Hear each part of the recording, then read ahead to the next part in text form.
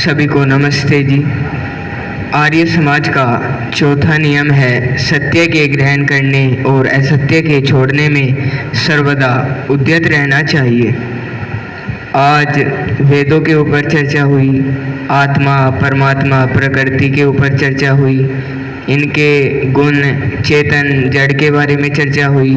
तो सबसे पहले आया है 4 वेद, ऋग्वेद, यजुर्वेद, सामवेद, अथर्ववेद। ऋग्वेद के रचयिता हैं अग्नि ऋषि, यजुर्वेद के वायु ऋषि, सामवेद के आदित्य ऋषि, अथर्ववेद के अंगिरा ऋषि। फिर आत्मा और परमात्मा के बारे में चर्चा चली। ये चेतन कैसे हैं?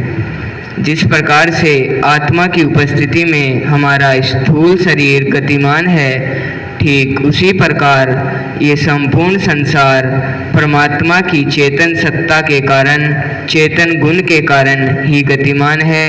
यदि ये गुण या परमात्मा की चेतन सत्ता संसार में न हो तो सब कुछ स्थिर हो जाएगा, कुछ नहीं चल पाएगा।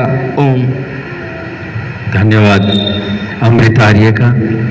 सागर आर्य, आपकी क्या समझ में आया? अपने विचार रखो। मेरा नाम सागर आर्य है। मैं आप सभी के सामने चौथा नियम रखना चाहता हूँ। जड़ और चेतन। जड़ उसे कहते हैं जो अपना काम खुद ना कर सकता हो। चेतन उसे कहते हैं जो खुद काम कर सकता हो, जो खुद का अपना आप काम कर सकता हो। ओम। धन्यवाद। नक्शार्य, अपने विचार रखें, इसके बाद बैंक आएंगे। ओम। मेरा नाम नक्शार्य है। मैं आप सभी के सामने आर्य समाज का पहला नियम रखना चाहता हूँ। सब काम धर्म अनुसार यथा योग्य बरतना चाहिए। कुछ समझ में आया आज का पाठ? बैंक, अपने विचार रखो। ओम। मेरा नाम मयंक आर्य है। मैं आप सभी के सामने आर्य समाज का चौथा नियम रखना चाहता हूँ।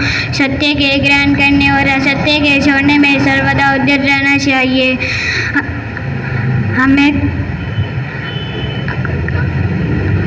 अमित जी आए, अपने विचार रखें। और अमित के बाद अश्विनी जी आकर के अपने विचार रखेंगे। ओम। सभी को नमस्ते जी। ऊपर को कर लो।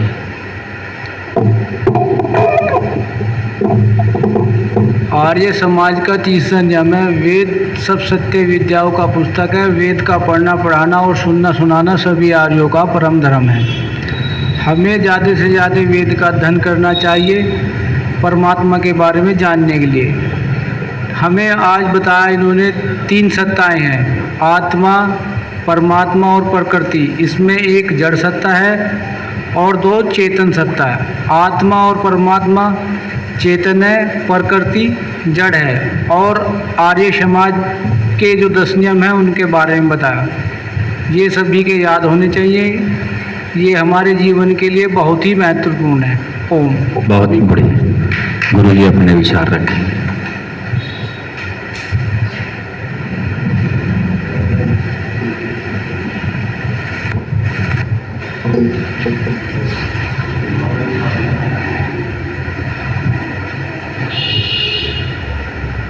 आर्य समाज का चौथा नियम है सत्य के ग्रहण करने और असत्य के छोड़ने में सर्वदा उद्यत रहना चाहिए।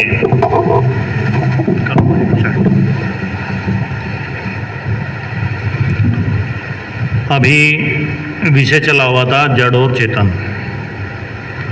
जड़, सभी को पता लग गया भाई जड़ पदार्थ क्या हैं, और चेतन पदार्थ आत्मा और ईश्वर, ये 2 ही 2 चेतन है।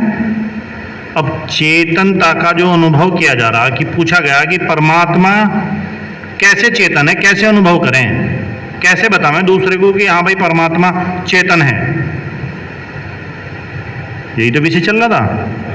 आर्य जी ने यही बताया कि भाई चेतन तब है जब वो गति कर रहा। हमारे पूरे ब्रह्मांड में जितने भी ग्रह उपग्रह हैं वे सब एक दूसरे के प्रति चक्कर लगा रहे हैं। क्या लगा रहे? हमारी विज्ञान में पढ़ते हो आप, पृथ्वी घूम रही है नहीं? क्यों घूम रही भाई?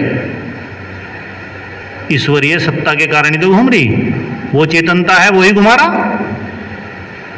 ऐसे ही पृथ्वी के चारों ओर भी घूम रहा। पृथ्वी किसकी परिक्रमा कर रही? सूर्य की। और पृथ्वी की परिक्रमा कौन कर रहा? चंद्रमा। चंद्रमा पृथ्वी के चक्कर लगा रहा। तो ऐसे ही ब्रह्मांड में जितने भी ग्रह उपग्रह हैं ये सब एक दूसरे के चारों ओर चक्कर लगा रहे हैं। इन्हें ना तो मैं घुमा रहा भाई, ना तो आत्मा घुमा रही, तो कोई और सत्ता है जो उसे घुमा रही। तो वो क्या है?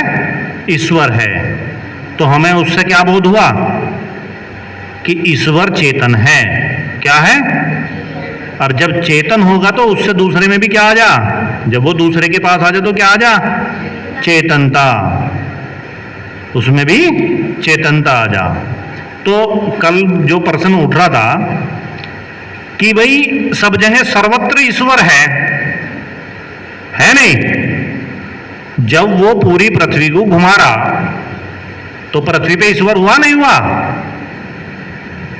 तो जब पृथ्वी पे है तो सारी जगह है। ऐसे ही चंद्रमा में भी ईश्वर है। तो यानी कि पूरे ब्रह्मांड में ईश्वर की सत्ता है। यानी कि ईश्वर क्या है? सर्व व्यापक है। कल हम अटक रहे थे ना वहां से कि भाई जब किसी में चेतनता नहीं है तो वहां ईश्वर कहां है? तो ईश्वर उसी आधार पे है क्योंकि पूरे ब्रह्मांड में जितनी भी चेतनता है वो किसकी दी हुई है? परमात्मा की। तो इसलिए परमात्मा क्या है? सर्वव्यापक है। चेतन तो है ही, चेतन की साथ में क्या है? सर्वव्यापक। ओम।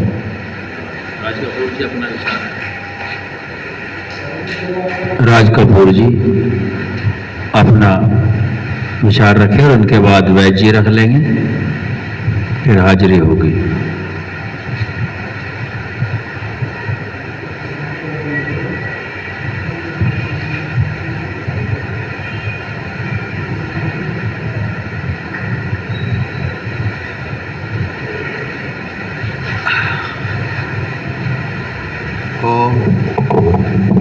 जैसे ये मान लो, अब मान लिया कुर्सी है एक छोटी सी, इसे बच्चे भी उठा लेंगे। इसे और कुछ उससे भारी वजन है 10 आदमी मिलकर उठा लेंगे। मकान को जेबीसी से उठा लेंगे और 2-4 जेबीसी लगा कर और बड़ा पहाड़ उठा लेंगे। लेकिन पूरी पृथ्वी को तो दुनिया में कोई ऐसी कोई ताकत नहीं बनी जो उठा सके, सिर्फ परमात्मा के। वही उसे घुमावे। 1000 आदमी लगा दो तुम पृथ्वी के चारों तरफ, तब इसे एक चक्कर कटवा दो, कटवा नहीं सकते।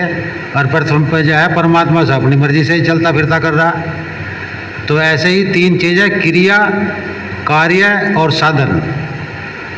क्रिया यानी कि क्रिया के बगैर कुछ नहीं हो सकता, कारण के बगैर कुछ नहीं हो सकता, साधन के बगैर भी कुछ नहीं हो सकता।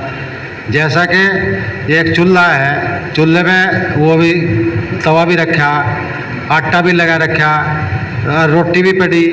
अगर उसे कोई सेकने वाला ना हो तो वो सीखेगी नहीं।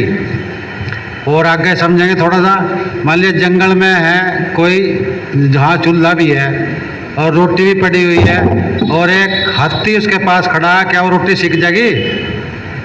नहीं सीखेगी, क्योंकि क्रिया और साधन और कर्ता उसको जरूर जो है उसमें कुछ ना कुछ करना पड़ेगा, जब वो जाकर सीखेगी।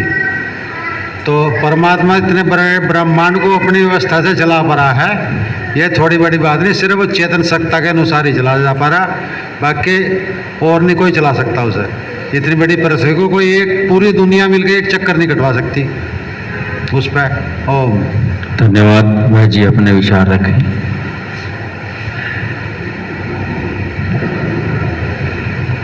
क्या समझ में आया आज के पाठ से?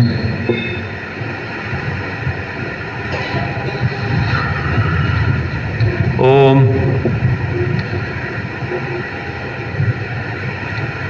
चार वेद हैं और चारों के ऋषि हैं।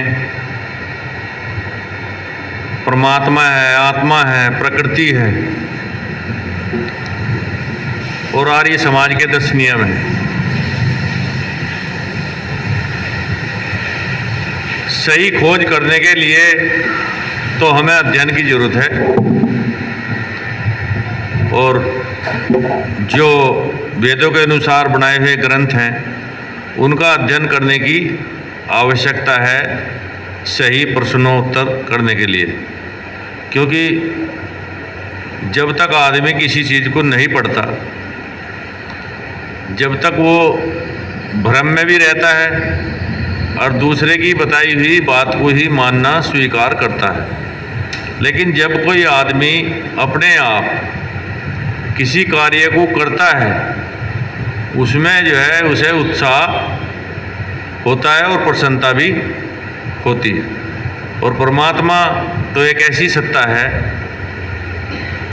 जो पूरे ब्रह्मांड को चलाता है। पहली सत्ता जो है परमात्मा ही है और दूसरी सत्ता जो है आत्मा है और तीसरी सत्ता जो है प्रकृति है। इन तीनों का आपस में तालमेल है। बिना आत्मा के जो है शरीर प्रकृति का बनाया है, ना ये कुछ कर सकता। और ऐसी सत्ता परमात्मा की है कि वो जो चाहे वो कर दे। ओम।